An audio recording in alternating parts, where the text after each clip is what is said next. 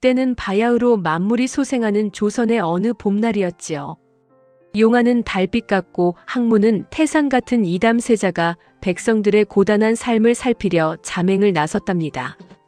그런데 이게 웬일입니까? 담장 너머로 날아온 꽃신 한 짝이 세자의 갓을 툭 치고 지나가더니 뒤이어 배추를 치마폭에 쌓아안고 어머나 내 신발이 승천하네 하며 배를 잡고 웃는 연지 아씨의 기묘한 눈웃음이 세자의 심장을 사정없이 두드렸지요. 나란 일은 뒷전이요 마패는 엿 바꿔먹었는지 밤마다 담벼락을 타는 어설픈 세자님. 그리고 머리는 영특하나 발걸음은 덤벙대기 일수인 가난한 양반댁 아씨의 쫄깃한 연애담이 시작된 것이랍니다. 손끝만 닿아도 심장이 멎을 것 같고 꽃나무 뒤에서 몰래 나는 첫 입맞춤의 달콤함에 온 궁궐이 들썩였다지요. 과연 이 풋풋한 사랑은 엄격한 국혼의 법도를 넘어 행복한 결실을 볼 수 있었을까요? 왕자 5에 공주 하나를 낳아 대궐을 웃음바다로 만든 그 기막힌 내력을 지금부터 들려드리겠습니다. 사연 시작하기 전에 구독과 좋아요 부탁드립니다. 여러분의 따뜻한 공감은 저에게 아주 큰 힘이 됩니다. 자, 이제 시작하겠습니다. 때는 바야흐로 만물이 소생하고 온 산천의 진달래와 매화가 흐드러지게 피어난 조선의 어느 화창한 봄날이었지요. 하늘은 더없이 푸르고 구름은 솜사탕처럼 몽실몽실 떠다니니 가만히 앉아 글 공부만 하기에는 선비의 마음이 너무나도 살랑거리는 그런 날이었답니다. 바로 그날 우리 이담세자 저하께서도 답답한 궐 안을 벗어나 백성들의 삶을 살피겠다는 명분을 내걸고 몰래 자맹길에 오르셨으니 이것이 장차 대궐을 뒤흔들 대사건의 시작이 될 줄은 꿈에도 모르셨을 것이옵니다. 세자 저하께서는 비록 신분을 숨기려 낡은 선비옷을 걸치고 갓을 깊게 눌러 쓰셨으나 그 사이로 비치는 옷 같은 피부와 수려한 용화는 길을 가던 아낙네들이 넋을 잃고 쳐다볼 만큼 눈부셨지요. 이담세자는 고을 어귀에 드리워진 커다란 느티나무 아래를 천천히 거닐며 흐뭇한 미소를 짓고 계셨답니다. 허허, 올해는 풍년이 들 모양이로구나. 백성들의 표정이 이리 밝으니 내 마음이 한결 가볍다. 세자 저하께서 부채를 탁 접으며 혼잣말을 중얼거리시던 바로 그때였습니다. 하늘 위에서 웬 정체 모를 물체 하나가 번개처럼 날아오더니 세자 저하의 머리 위에 얹혀있던 귀한 갓을 사정없이 후려치고 지나가는 게 아니겠습니까? 어이쿠야, 이게 대체 무슨 해괴망측한 변고냐? 세자 저하께서는 깜짝 놀라 땅바닥에 나뒹구는 갓을 보며 눈을 휘둥그레 뜨셨지요. 그런데 발치에 떨어진 그 물건의 정체를 확인하고는 더욱 기가 막히셨으니 그것은 다름 아닌 비단으로 곱게 수놓인 여인의 꽃신 한 짝이었답니다. 세자 저하께서 어허, 이 귀한 꽃신이 어찌 하늘에서 떨어진단 말이냐? 하며 고개를 들어 위를 보셨을 때 담장 너머 큰 나무에 걸린 그네 위에서 웬 처자 하나가 엉덩방아를 찌으며 깔깔대고 웃는 모습이 보였지요. 바로 양반댁 외동딸 연지 아씨였답니다. 아씨는 제 신발이 날아간 줄도 모르고 어머나, 내 신발이 진짜로 승천했나 보네. 구름을 타고 옥황상제님 만나러 갔나 봐. 하며 배를 잡고 숨이 넘어가게 웃어대는데 그 모습이 어찌나 천진난만하고 해맑은지 세자 저하께서는 꾸짖으려던 마음은 온데간데 없고 그만 멍하니 그 눈웃음에 홀려버리셨답니다. 연지 아씨는 그네에서 폴짝 뛰어내리더니 깡충깡충 뛰어 담장 밖으로 고개를 내밀었지요. 거기 선비님, 혹시 하늘에서 떨어진 제 봄을 못 보셨나요? 제가 그네를 너무 열심히 타서 신발을 하늘나라에 기부했거든요. 아씨가 눈을 반달처럼 접으며 배시시 웃는데 그 순간 세자 저하의 가슴 속에서는 천둥이 치고 북소리가 울려 퍼졌으니 이것이 바로 운명적인 첫 만남이었던 것이지요. 세자 저하께서는 흙이 묻은 꽃신을 정성스레 털어 건네며 말씀하셨답니다. 처자, 이 신발이 그대의 것이오? 내 갓이 대신 맞아주지 않았더라면 아마 달나라까지 갔을 법하오. 그러자 연지 아씨가 혀를 쏙 내밀며 대답했지요. 아이고 죄송합니다 선비님. 제가 워낙 덤벙거리는 성격이라 신발도 가끔 주인을 배신하곤 한답니다. 제 신발 때문에 선비님 가시 고생이 많았네요. 연지아 씨는 고맙다며 꽃신을 받아들고는 다시 담 안으로 사라지려 했으나 세자 저하께서는 이미 아씨의 발랄한 기운에 마음을 송두리째 뺏겨버린 뒤였답니다. 잠시만요, 처자. 성함이라도. 아니, 어디 사시는 뉘집 아씨인지 물어도 되겠소? 세자 저하의 물음에 연지아 씨는 담 너머로 손을 흔들며 대답했지요. 저는 저기 가난한 기와집에 사는 연지라고 합니다. 선비님도 갓 조심해서 가셔요. 아씨의 명랑한 목소리가 봄바람을 타고 세자의 귓가에 감미롭게 머물렀으니 세자 저하께서는 그날 이후로 책을 펼치면 글자 대신 연지 아씨의 눈웃음이 둥둥 떠다니는 지독한 열병을 앓게 되셨답니다. 그날 이후 우리 이담 세자 저하의 마음은 이미 제 것이 아니었지요. 궐로 돌아오신 저하께서는 천자문을 펼쳐도 글자가 연지 아씨의 눈웃음으로 변해 둥둥 떠다니고 사서삼경의 깊은 뜻을 새기려 해도 귓가에는 아씨의 낭낭한 목소리만 맴돌았으니 이것이야말로 지독한 상사병의 시작이었답니다.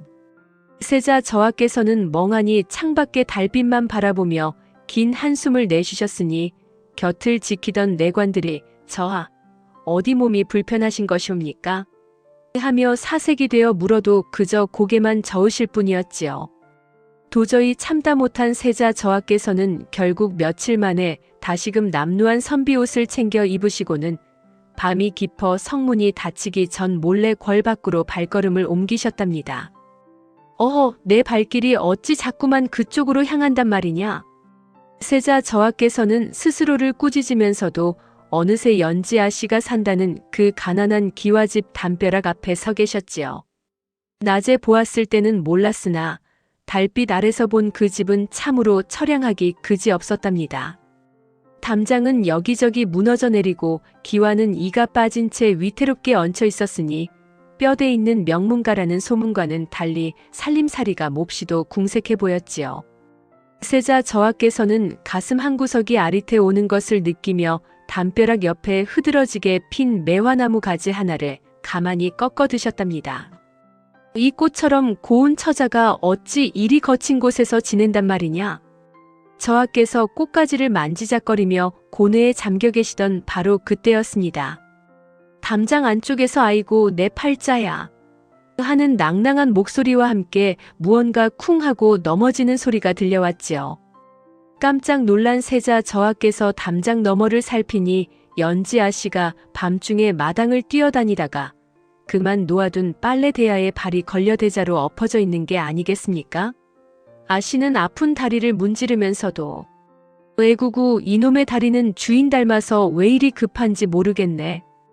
배추 숨 죽었나 보러 가다가 내 숨이 먼저 죽겠구먼. 하며 혼자서 낄낄대고 웃는 것이었지요.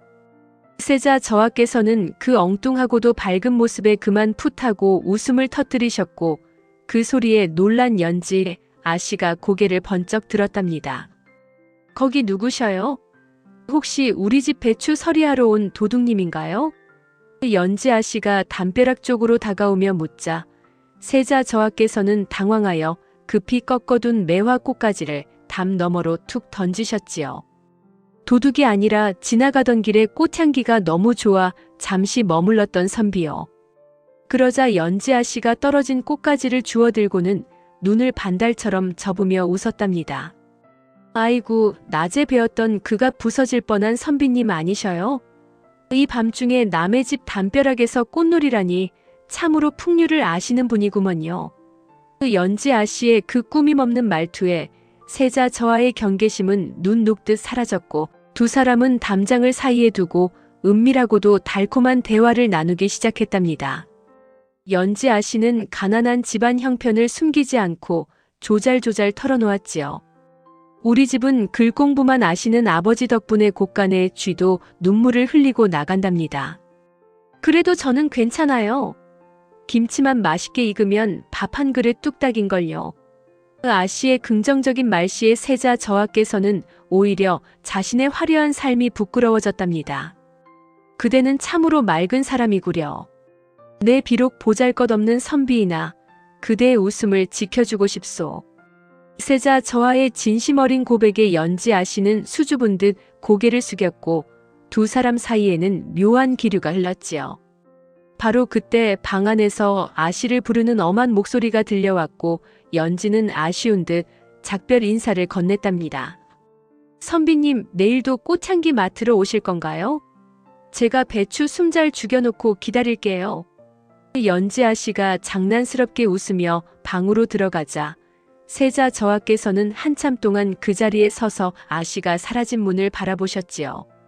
하지만 이 풋풋한 사랑 뒤로 먹구름이 몰려오고 있었으니 대궐에서는 이미 임금께서 세자의 국혼을 서두르며 전국에 간택령을 내릴 준비를 마쳤다는 소문이 파다했답니다. 가난한 가문의 연지에게는 감히 넘볼 수 없는 국혼의 벽이 세워지고 있었으니 이들의 연정은 이제 거센 파도를 마주하게 된 것이지요. 그렇게 담장 하나를 사이에 두고 나누었던 짧은 대화는 세자 저하의 가슴 속에 걷잡을 수 없는 불씨를 지피고 말았지요. 궐로 돌아오신 이담 세자 저하께서는 이제 대놓고 붓을 들어 연지 아씨의 얼굴을 그리기 시작하셨으니 희고 고운 한지에 아씨의 그 치명적인 눈웃음이 그려질 때마다 저하의 입가에도 바보 같은 미소가 머물렀답니다. 하지만 궐 안의 공기는 차갑게 식어가고 있었으니 임금께서는 세자의 나이가 찼음을 근거로 전국의 처수들에게 금혼령을 내리고 대대적인 간택령을 선포하셨지요. 이 소식은 삽시간에 도성 전체로 퍼져나갔고 가난한 선비의 딸인 연지 아씨의 집안에도 어두운 그림자가 드리워지기 시작했답니다. 세자 저하께서는 간택령 소식을 듣자마자 가슴이 철렁 내려앉으셨지요. 아니, 내가 연지 처자를 다시 만나보기도 전에 국혼이라니 이게 무슨 마른 하늘의 날벼락이란 말이냐? 세자 저하께서는 다급한 마음에 믿을 만한 내관 하나를 불러 은밀히 명을 내리셨답니다. 지금 당장 서촌의 낡은 기와집으로 가거라. 그곳에 연지라는 처자가 살고 있으니 이 서찰을 반드시 그 손에 쥐어주어야 한다.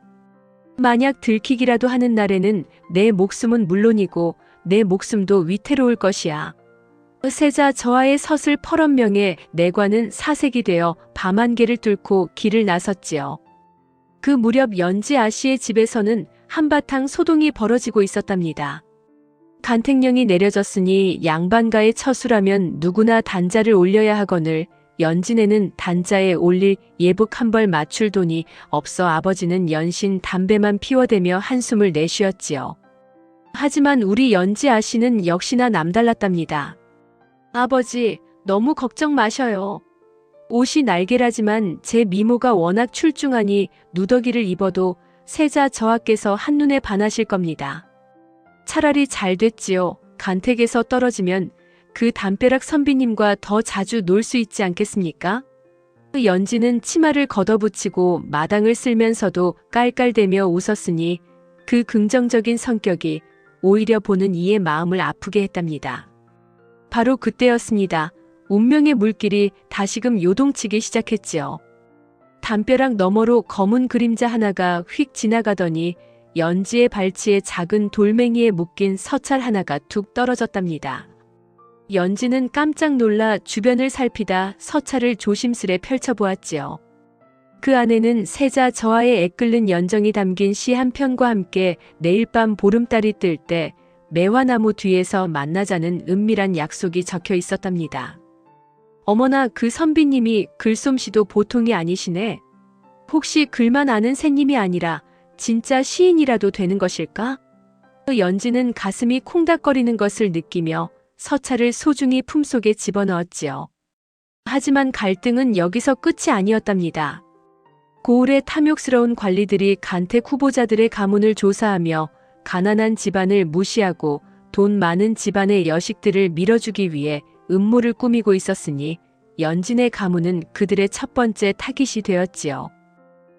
저런 가난뱅이 집딸이 세자빈 후보라니 가당치도 않다. 당장 조사를 나가서 꼬투리를 잡아 단자를 올리지 못하게 막아라. 그 관리들의 압박이 시작되면서 연진의 집 대문 앞에는 험악한 포졸들이 서성이기 시작했답니다. 연진은 영문도 모른 채 갇힌 신세가 되었고 세자와의 약속 시간은 시시각각 다가오고 있었지요. 세자 저하께서는 궐 안에서 초조하게 시간을 보내셨답니다. 연지 처자가 서차를 보았을까? 혹시 무슨 일이 생긴 것은 아니겠지? 세자 저하께서는 화려한 비단옷이 가시방석처럼 느껴져 가만히 앉아 있을 수가 없었지요. 저하께서는 다시금 자맹 준비를 서두르며 이번에는 마패 대신 아씨에게 줄 작은 은비녀 하나를 정성스레 챙기셨답니다.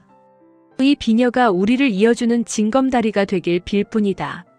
세자 저하께서는 깊은 밤 안개가 마을을 감싸고 등잔불이 흔들리는 틈을 타 다시금 궁궐담을 넘으셨으니 두 사람의 쫄깃한 연애담은 이제 피할 수 없는 위기 속으로 깊숙이 빠져들고 있었답니다. 약조한 보름밤이 되자 하늘에는 쟁반같이 둥근 달이 떠올라온 세상을 은은한 우유빛깔로 물들였지요. 우리 이담 세자 저하께서는 궐의 높은 담장을 넘으며 가슴이 콩닥거려 숨조차 제대로 쉬지 못하셨답니다. 이리도 가슴이 뛰니 내 정녕 나란 일을 하는 어사인 것인지 아니면 사랑의 눈먼 도령인 것인지 알 수가 없구나. 세자 저하께서는 스스로를 탓하면서도 어느새 연지 아신의 집 뒤편 매화나무 아래에 당도하셨지요. 밤안개가 자욱하게 깔린 매화나무 아래는 꽃향기가 진동하여 마치 꿈속의 선경과도 같았답니다. 그때였습니다. 나무 뒤에서 웬 하얀 그림자가 슥 나타나더니 선비님 하고 나지막이 부르는 게 아니겠습니까? 연지 아씨였답니다. 아씨는 오늘따라 유난히 고운 분홍 치마를 입고 나타났는데 어찌나 서둘러 나왔는지 저고리깃이 살짝 비뚤어져 있었지요. 세자 저하께서는 그 모습조차 사랑스러워 입가에 미소가 번지셨답니다. 연지 처자, 이리 나와주어 참으로 고맙소. 혹연의 서찰 때문에 곤혹스러운 일을 겪지는 않았소? 저하의 물음에 연지 아씨는 눈을 반달처럼 접으며 배시시 웃었답니다. 아이고, 선비님 서찰 덕분에 제 가슴이 빨래터 방망이질하듯 뛰어서 잠을 다 설쳤는걸요. 근데 선비님은 밤에 담 넘는 솜씨가 보통이 아니셔요. 혹시 예전에 도둑질이라도 하셨나요? 아씨의 짓궂은 농에 세자 저하께서는 껄껄 웃음을 터뜨리셨지요. 내 도둑은 아니나 처자의 마음을 훔치고 싶은 마음은 굴뚝 같소. 세자 저하께서는 조심스레 손을 뻗어 연지 아씨의 작고 고운 손을 가만히 잡으셨답니다. 손끝이 닿는 순간 두 사람 사이에는 번개가 치는 듯 쫄깃한 긴장감이 흘렀고 아씨의 얼굴은 잘 익은 사과처럼 붉게 달아올랐지요. 연지는 평소의 발랄함은 어디 가고 수줍은 듯 고개를 숙였으나 잡은 손을 빼지는 않았답니다. 선비님 손이 참으로 따뜻하네요. 마치 우리 집 가마솥 구들장 같습니다. 연지의 엉뚱한 비유에 세자 저하께서는 가슴 깊은 곳에서 올라오는 애틋함을 느끼며 아씨를 지켜주겠노라 맹세하셨지요. 바로 그때였습니다. 운명의 물길이 차갑게 식어가는 소리가 들려왔답니다. 매화나무 너머 어둠 속에서 번득이는 눈동자가 두 사람을 지켜보고 있었으니 그것은 바로 사또의 명을 받은 탐욕스러운 아전이었지요. 아전은 가난한 연진의 집안을 간택 후보에서 탈락시키기 위해 꼬투리를 잡으려 잠입했다가 웬 낯선 사내와 미뢰하는 현장을 목격하고는 회심의 미소를 지었답니다. 흐흐, 뼈대 있는 가문이라더니 딸년이 밤중에 사내와 정을 통하고 있었구나. 이 사실이 알려지면 간택은커녕 가문 자체가 풍비박산 나겠지. 아전은 품속에서 기록지를 꺼내 두 사람의 모습을 낱낱이 적어내려갔지요. 연지 아씨는 기이한 한기를 느꼈는지 몸을 파르르 떨었답니다. 선비님, 어쩐지 누가 우리를 보고 있는 것만 같아요. 가슴이 자꾸만 철렁거리는 게 예감이 좋지 않습니다. 세자 저하께서는 아씨의 손을 더 꽉 잡으며 안심시키셨지요. 걱정 마시오. 내 무슨 일이 있어도 처자를 지킬 것이오. 이 비녀를 받으시오. 저하께서는 준비해온 은비녀를 연지의 손에 쥐어주셨답니다. 하지만 아전은 이미 어둠 속으로 사라진 뒤였고 사또의 집무실에서는 연진의 가문을 무너뜨리 사악한 음모가 본격적으로 모해되기 시작했답니다. 세자 저하께서 궐로 돌아가시는 길 왠지 모를 불안감이 저하의 발목을 잡았답니다. 나란 일은 엄격하고 국호는 냉정한 법인데 내가 이리도 순수한 처자를 위태롭게 만드는 것은 아닌가. 저하의 고뇌는 깊어만 갔고 다음날 도성에는 서촌 양반댁 처자가 밤마다 사내를 불러들인다는 고약한 헛소문이 파다하게 퍼지기 시작했지요. 이는 명백한 작은 반전이자 위기의 시작이었으니 연진은 영문도 모른 채 마을 사람들의 수군거림을 견뎌야 했답니다. 이들의 풋풋한 연정은 이제 탐욕스러운 악인들의 손길에 의해 거대한 소용돌이 속으로 빨려 들어가고 있었던 것이지요. 도성 안의 인심이란 참으로 무섭고도 변덕스러운 것이었지요. 어제까지만 해도 가난하지만 뼈대 있는 명문가라 칭송받던 연지 아씨의 집안이 하룻밤 사이에 온갖 저급한 소문이 발원지가 되고 말았답니다.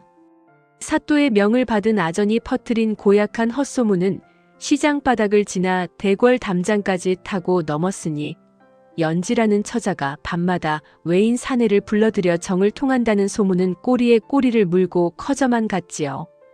연지 아씨는 평소처럼 마당을 쓸다가도 대문 밖에서 수군거리는 동네 사람들의 따가운 시선을 느껴야 했고 영특한 아씨는 무언가 잘못 돌아가고 있음을 본능적으로 직감하였답니다. 한편 궐안의 이담세자 저하께서는 이 소식을 듣고 불같이 노하셨으니 어찌 이리도 추악한 모함이 있을 수 있단 말이냐 하며 당장이라도 관가로 달려가고 싶은 마음을 억누르느라 입술을 바짝바짝 태우셨지요. 하지만 세자 저하께서 움직이시면 오히려 아씨가 정체를 알 수 없는 사내와 만났다는 소문에 쐐기를 박는 꼴이 되니 저하께서는 두 주먹을 불끈 쥐고 어두운 서재에서 홀로 고뇌에 잠기셨답니다. 바로 그때였습니다. 임금께서 보낸 엄한 전갈이 도착하였으니 간택 후보 중 행실이 바르지 못한 자가 있다는 상소가 올라왔으니 직접 이를 가려내어 가문을 엄벌에 처할 것이라는 무시무시한 경고였지요.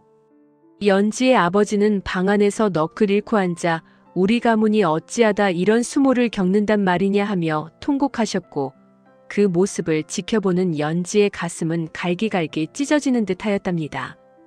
하지만 우리 발랄하고 긍정적인 연지 아씨는 눈물을 훔치며 오히려 아버지를 위로하였지요. 아버지, 하늘이 무너져도 솟아날 구멍은 있다고 했습니다. 제가 뒤뜰 매화나무 아래에서 만난 분은 도둑도 아니고 나쁜 사람도 아닙니다. 그분은 제게 은비녀를 주며 지켜주겠다 약속하신 고마운 선비님입니다. 연지는 품속에 숨겨둔 은비녀를 꼭 쥐며 담벼락 선비님의 진심을 믿었답니다. 그러나 악인들의 음모는 더욱 치밀하게 연지의 목을 조여왔으니 사또는 이번 기회에 연진의 가문을 완전히 무너뜨려 본보기로 삼으려 하였지요. 사또는 관가에 연지를 강제로 불러들여 취조하겠다며 포졸들을 보냈고 연지는 영문도 모른 채 관가 뒷마당으로 끌려가 차가운 바닥에 무릎을 꿇게 되었답니다. 사또는 연지 앞에 은비녀를 내던지며 이것이 내가 사내에게 받은 정표가 아니냐? 당장 그 사내가 누구인지 불어라. 하고 윽박질렀지요. 연지는 떨리는 목소리로 그분은 그저 길 가던 선비님이십니다라고 답했지만 사또의 비열한 웃음은 멈추지 않았답니다. 그 시각 세자 저하께서는 더 이상 참지 못하고 내관을 시켜 임금께 간청을 올릴 준비를 하셨지요.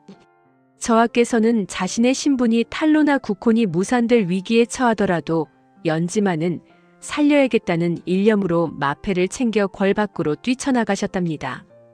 밤 공기는 차갑고 안개는 자욱하였으나 저하의 가슴 속에는 연지를 향한 뜨거운 불꽃이 타오르고 있었지요.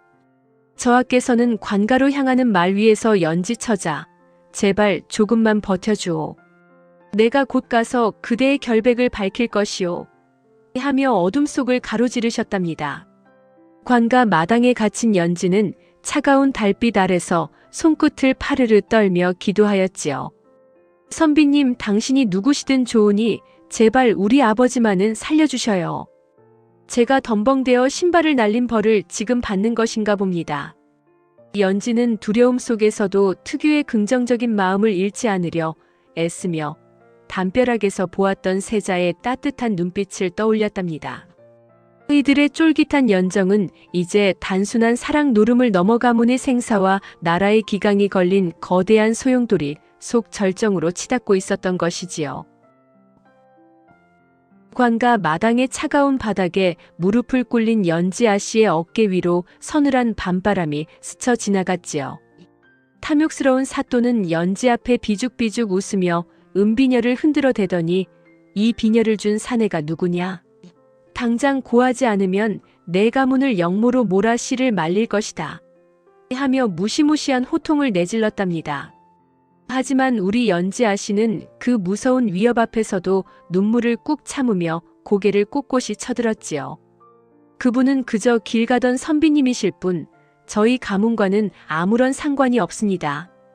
제 목숨은 가져가셔도 좋으나 선비님과 저희 아버지만은 건드리지 마셔요.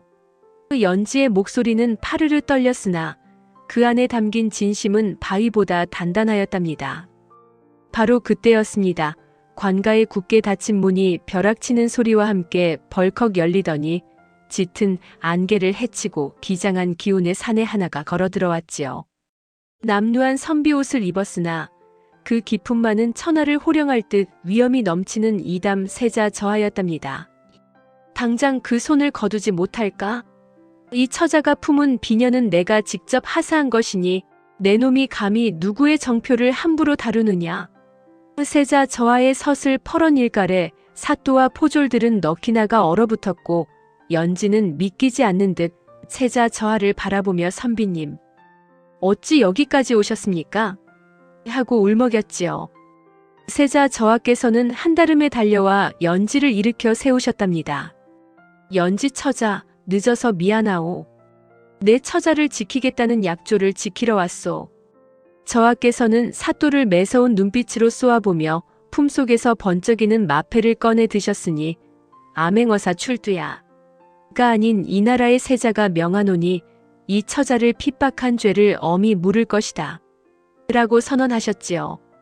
사또는 그제야 사태의 심각성을 깨닫고 바닥에 넙죽 엎드려 살려달라 애걸복걸하였으나 세자 저하의 마음은 이미 벼랑 끝에 선 연지를 향해 있었답니다.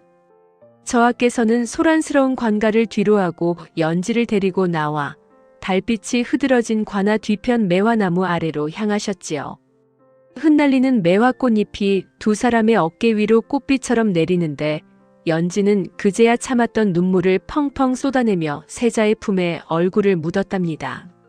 선비님이 세자 저하이신 줄은 꿈에도 몰랐습니다. 저는 그저 가난한 집 딸일 뿐인데 어찌 저 같은 사람 때문에 이리 험한 일을 겪으십니까? 연지의 애절한 고백에 세자 저하께서는 아씨의 뺨을 타고 흐르는 눈물을 떨리는 손가락으로 가만히 닦아주셨지요. 연지 처자, 내 눈에는 처자가 그 어떤 나라의 공주보다 귀하고 아름답소.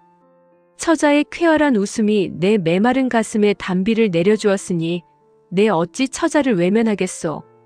세자 저하께서는 연지의 허리를 조심스레 감싸 안으셨고 두 사람의 거리는 숨소리가 닿을 만큼 가까워졌답니다. 연지는 수줍은 듯 눈을 감았고 세자 저하께서는 꽃나무 뒤 달빛을 가리게 삼아 연지의 붉은 입술에 생애 첫 입맞춤을 내리셨으니 그 달콤함은 온 세상 봄 향기를 한데 모은 듯하였지요.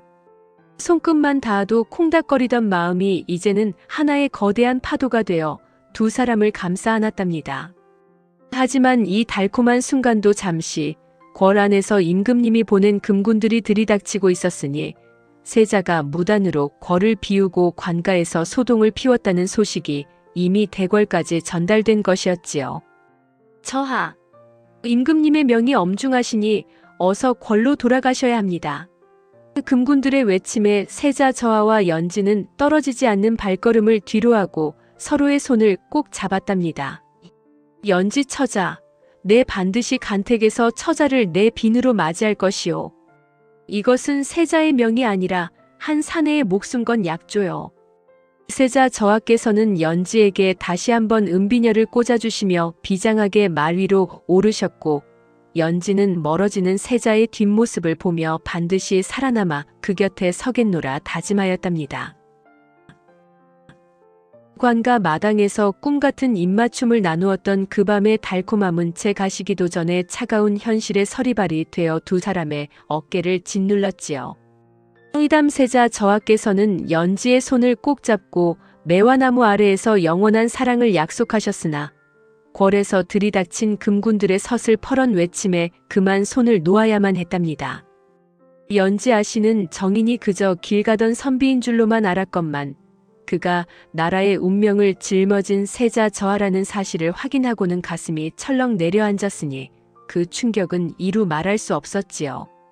아씨는 자신이 감히 넘볼 수 없는 지존의 자리에 계신 분을 연모했다는 사실에 몸을 파리르 떨며 바닥에 주저앉고 말았답니다.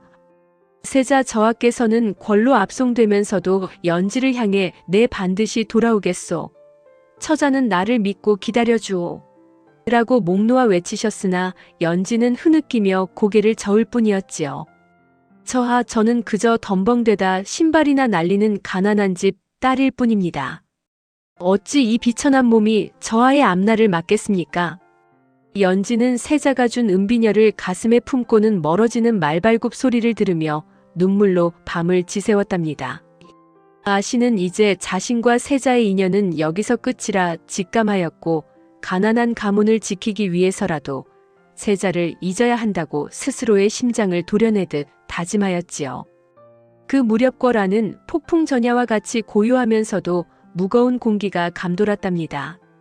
세자 저하께서는 임금님 앞에 무릎을 꿇고 석고대죄를 올리며 소자, 비록 법도를 어겼으나 그 처자만큼은 진심으로 연모하옵니다. 그녀가 아니면 내 빈의 자리는 평생 비워둘 것이옵니다. 라고 강단 있게 고하셨지요. 임금님은 불같이 노하시어 일국의 세자가 어찌 근본도 모르는 여인에게 마음을 뺏겨 나라의 근간을 흔든단 말이냐 하며 호통을 치셨으나 세자 저하의 눈빛은 오히려 더 결연하게 빛났답니다. 저하께서는 아씨가 준 낡은 손수건을 꽉 쥐며 이것이 자신의 마지막 운명임을 온몸으로 증명하고 계셨지요. 연지는 다음 날부터 다시금 소박한 일상으로 돌아가려 애를 썼으나 가슴속에는 이미 세자의 따뜻한 온기가 깊게 박혀 지워지지 않았답니다. 시장 사람들은 여전히 연지를 향해 관가에 끌려갔던 계집이 어찌 저리 뻔뻔하게 돌아다니느냐며 수군거렸고 연지는 그 모욕을 묵묵히 견디며 텅 빈 곳간을 채우려 배추를 다듬었지요. 하지만 아씨의 눈에서는 쉴 새 없이 눈물이 툭툭 떨어졌으니 그것은 사랑에 대한 그리움이자 가난한 현실에 대한 한탄이었답니다. 아씨는 세자가 준 은비녀를 보며 이 귀한 물건은 제게 어울리지 않습니다라고 은졸이며 차가운 우물가에 앉아 하염없이 서러워하였지요. 바로 그때였습니다. 세자 저하의 충성스러운 내관이 다시금 어둠을 틈타 연지의 집 담벼락을 찾아왔지요. 내관은 세자 저하께서 목숨을 걸고 임금님께 간청하고 계신다는 소식과 함께 곧 있을 간택단자에 반드시 이름을 올리라는 비밀 전가를 전하였답니다. 아씨, 저하께서는 지금 사약도 불사하시며 아씨를 기다리고 계십니다. 제발 포기하지 마셔요. 내관의 간절한 외침에 연지의 마음은 다시금 요동치기 시작했지요. 아씨는 자신이 물러나면 세자가 더 큰 공경에 처할 것임을 깨닫고는 비로소 눈물을 닦고 굳게 마음을 먹었답니다. 연지는 찢어진 치마를 기우고 낡은 버선을 다시 챙기며 비록 가난하지만 누구보다 당당하게 궐로 향할 준비를 하였지요. 그래, 내가 비록 덤벙거리고 가진 것 없으나 저하의 진심만은 저버리지 않겠다. 임금님 앞이라도 내 할 말은 다 하고 오리라. 연지는 특유의 발랄함과 용기를 되찾아 거울 앞에 섰고 아씨의 눈동자에는 이제 슬픔 대신 희망의 빛이 서리기 시작했답니다. 그이들의 사랑은 이제 단순한 연정을 넘어 거대한 운명의 벽을 깨부수기 위한 위대한 도전으로 변해가고 있었던 것이지요. 대궐의 새벽은 차가운 안개 속에 잠겨 적막하기만 하였으나 그 안에서는 조선의 운명을 바꿀 거대한 폭풍이 몰아치고 있었지요. 의담 세자 저하께서는 하얀 소복 차림으로 며칠째 석고대죄를 이어가시며 입술은 터지고 용화는 초췌해졌으나 눈빛만은 새벽별보다 더 형형하게 빛나고 있었답니다. 대신들이 줄지어 엎드려 저하, 제발 고집을 꺾으시고 국본을 바로 세우소서 라며 통곡 섞인 상소를 올렸지만 세자 저하께서는 그 어떤 위협과 회유에도 꿈쩍하지 않으셨지요. 저하의 품속에는 연지 아씨가 덤벙대다 떨어뜨리고 간 낡은 손수건이 보물처럼 간직되어 있었으니 그것이 저하를 버티게 하는 유일한 숨구멍이었답니다. 바로 그때였습니다. 굳게 닫혔던 편전의 문이 천둥 소리를 내며 열리더니 위엄서린 임금님의 발걸음이 마당으로 이어졌지요. 임금님은 차가운 돌바닥에 엎드린 아들을 내려다보며 사자후와 같은 호통을 내지르셨답니다. 내 정녕 나라를 버리고 이름도 모를 여인에게 미쳐 죽기를 자초하느냐? 내 놈이 어찌 내 얼굴에 먹칠을 하고 백성들을 기만한단 말이냐? 임금님의 서슬 퍼런 꾸짖음에 대궐 마당의 공기는 얼어붙은 듯 팽팽한 긴장감이 감돌았지요. 하지만 세자 저하께서는 머리를 조아리며 피를 토하는 심정으로 대답하셨답니다. 아바마마, 저는 나라를 버리는 것이 아니라 진심을 지키려는 것이옵니다. 그 처자의 맑은 웃음이 저를 살게 하였으니 그녀가 없는 보이는 제게 그저 화려한 감옥일 뿐이옵니다. 세자의 목숨 건 사요는 대궐 담장을 넘어 도성 전체로 퍼져나갔고 이 소식은 가난한 기와집에서 숨죽여 지내던 연지 아씨의 귀에도 들어갔답니다. 연지는 세자 저하가 자신 때문에 목숨을 걸고 있다는 사실에 가슴을 쥐어뜯으며 울부짖었으니 그 비통함이 사냐를 진동할 만큼이었지요. 연지는 더 이상 숨어 있을 수 없음을 깨닫고는 해진 치마를 기우고 아버지가 평생 아껴온 낡은 갓을 챙겨 들었답니다. 아버지, 저를 죽이셔도 좋습니다.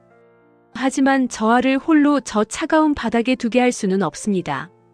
연지는 가난한 형편에 올릴 수 없었던 간택 단자를 품에 안고 비틀거리는 발걸음으로 궁궐 대문을 향해 뛰기 시작했지요. 궐문 앞을 지키던 병사들은 거짓골에 가까운 연지를 보고 어디 미친년이 감히 여기가 어디라고 발을 들이느냐 며 가로막았으나 연지는 특유의 당당한 눈빛으로 마패 대신 은비녀를 높이 들었답니다. 이것은 세자 저하께서 직접 주신 징표이니 길을 비키지 않으면 내 놈들의 목이 먼저 날아갈 것이다. 그 연지의 기세에 압도된 병사들이 길을 열어주었고 연지는 숨이 턱끝까지 차오르는 것을 참으며 대궐 마당으로 뛰어들어갔지요. 며칠간의 고통으로 쓰러지기 일보 직전이던 세자 저하의 눈에 꽃비 내리던 날처럼 발랄하게 뛰어오는 연지의 모습이 비쳤으니 그것은 정녕 기적과도 같은 광경이었답니다. 연지는 수많은 대신과 임금님이 지켜보는 가운데 세자 저하의 곁에 나란히 엎드렸답니다. 전하, 소녀가 바로 저하의 마음을 훔친 대역죄인 연지이옵니다. 저하를 벌하시려거든 저를 먼저 베어주셔요. 연지의 갑작스러운 등장에 임금님은 어안이 벙벙하여 말을 잊으셨고 대신들은 저 무엄한 계집을 당장 끌어내라 며 소동을 피웠지요.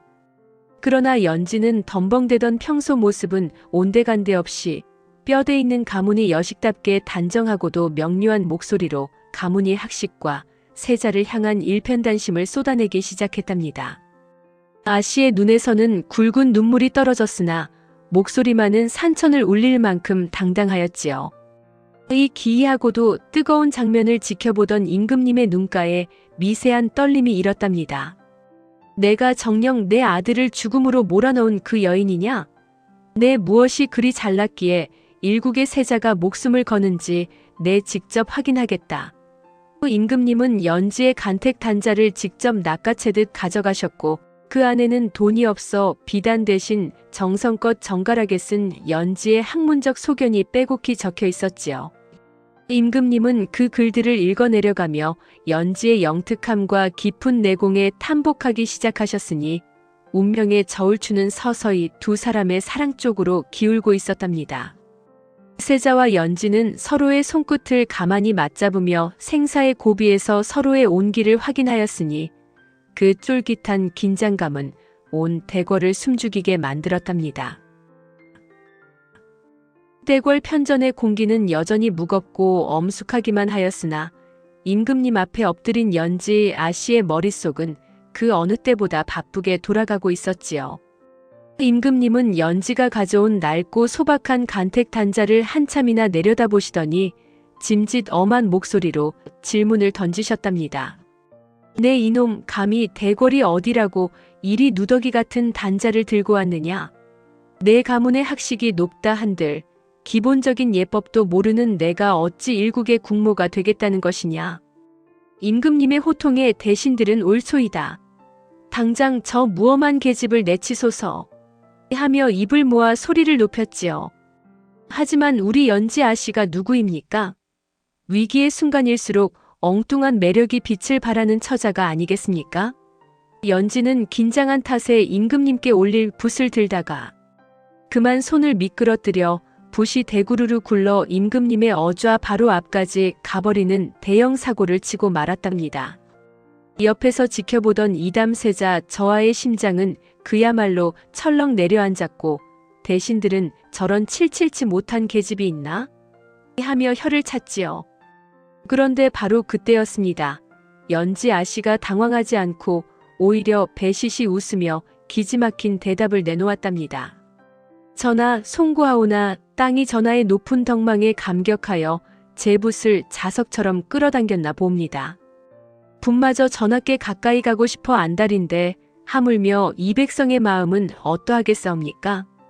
연지의 이 엉뚱하고도 재치 있는 답변에 평생 한 번도 큰 소리로 웃어본 적 없던 엄격한 임금님의 입가에 미세한 경련이 일기 시작했지요. 임금님은 헛기침을 몇 번 하시더니 허허 이놈 봐라. 내 덤벙대는 꼴이 가관이로구나. 그래 그 붓으로 내가 생각하는 나라의 근본이 무엇인지 단 한 줄로 적어보거라. 하고 명하셨답니다. 연지는 붓을 다시 고쳐 쥐고는 한순간의 망설임도 없이 힘있게 글자를 써내려갔지요.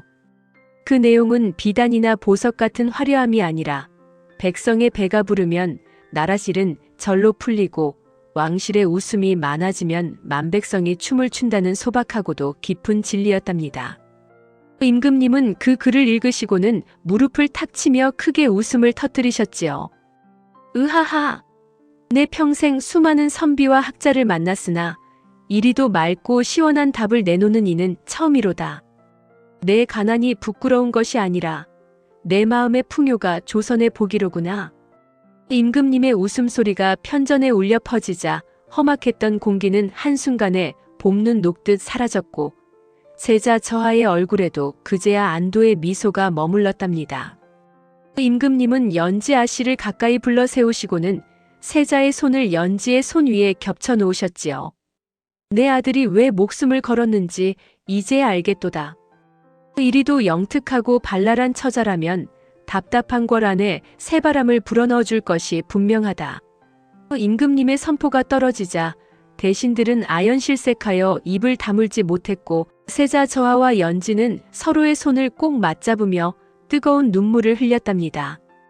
연진의 가문을 모함했던 사또와 아전들은 이 소식을 듣고 사색이 되어 주랭랑을 치려 했으나 세자 저하의 명을 받은 금군들이 이미 그들의 목덜미를 낚아챈 뒤였지요. 악인들은 자신들이 퍼뜨린 추악한 소문이 오히려 연지의 진심을 돋보이게 하는 거름이 되었음을 깨닫고 땅을 치며 후회하였으니 이것이야말로 완벽한 인과응보이자 통쾌한 반전이었답니다. 연지 아씨는 궐을 나서는 길에 세자 저하를 향해 다시 한번 눈을 반달처럼 접으며 웃었지요. 저하 제가 이제는 신발뿐만 아니라 저하의 마음까지 확실히 승천시킨 모양입니다. 아씨의 명랑한 농담에 대궐 담장 위로 따스한 햇살이 눈부시게 쏟아져 내렸답니다. 세월은 유수와 같이 흘러 어느덧 십수년의 시간이 지났으나 대궐의 분위기는 예전과는 사뭇 다르게 늘 활기가 넘치고 웃음소리가 담장을 넘었지요. 우리 이담세자 저하께서는 성군으로 칭송받는 임금님이 되셨고 연지 아씨는 조선 팔도에서 가장 사랑받는 중전마마가 되어 내명부를 다스리고 계셨답니다. 중전이 된 연지는 여전히 덤벙거리는 성미를 버리지 못해 아침 문안 인사를 가다 신발을 짝짝이로 신기도 하고 연못가의 개구리를 보고 놀라 치마를 밟고 넘어지기 일쑤였지요. 하지만 그럴 때마다 중전은 특유의 해맑은 웃음으로 허허 땅이 저를 너무 좋아해서 자꾸만 안아달라 하는구먼요. 라며 농담을 던졌으니 그 긍정적인 기운에 임금님도 상선들도 모두 배를 잡고 웃음을 터뜨렸답니다. 두 사람 사이에는 중전을 쏙 빼닮아 쾌활하고 영특한 왕자 5과 눈웃음이 치명적인 막내딸 공주 하나가 태어나 대궐하는 하루도 조용할 날이 없었지요. 임금님은 정사를 돌보다가도 아이들의 웃음소리가 들려오면 이것이 바로 연지가 내게 가르쳐준 나라의 근본이로구나 하며 흐뭇한 미소를 지으셨답니다. 가난했던 선비의 딸이 세자빈이 되고 다시 국모가 되어온 나라의 웃음을 전파한 이 이야기는 백성들 사이에서 신발 승천 연애담이라 불리며 오랫동안 전설처럼 내려오게 되었지요. 진실한 사랑은 가난도 법도도 넘어서며 맑은 마음 하나면 세상 그 어떤 벽도 허물 수 있다는 것을 두 사람은 몸소 보여준 것이옵니다. 여러분의 시청과 공감에 감사드립니다. 다음 이야기도 기대해 주시고 또 뵙겠습니다.